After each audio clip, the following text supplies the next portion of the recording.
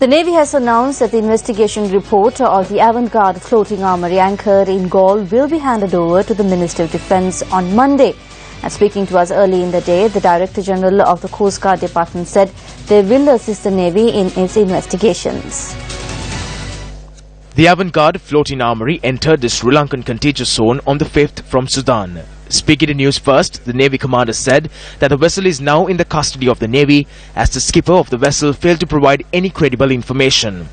A high-ranking spokesperson of the Sri Lankan Navy told Newsfirst today that an independent committee will be appointed to continue investigations into the vessel. The responsibility of enforcing the law in a coastal area, the territorial waters and the maritime zones of Sri Lanka and the high seas is vested with the Coast Guard Department of Sri Lanka.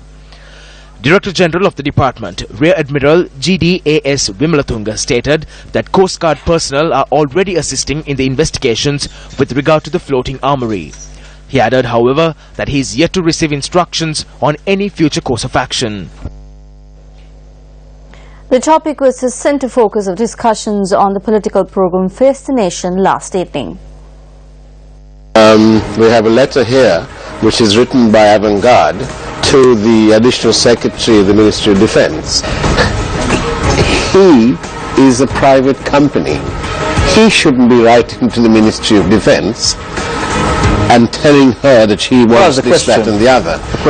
This is a clear abuse of power. This has happened because the former Defence Secretary has taken away the Sea Marshal Service from the Sri Lankan Navy, which is around $400–500 million business, $400–500 million business, and handed it over to a company called Ratna Araksha Lanka Limited. Yes, it is owned by the government of Sri Lanka, so we can construe that that is part of the government. However, they have no right to then go and delegate these sovereign powers to some private company. No, I think this is a serious issue. It was even a subject of discussion at the last cabinet meeting. Several ministers came out and said that we need to finish this investigation and make it known to the public of this country, who are also very anxious to find out the result of this investigation as to what happened, if there was someone benefiting from this huge foreign exchange revenue that this company had been able to receive. So hopefully, what was the outcome we will be able to. Meeting, pardon? Minister? What was the outcome?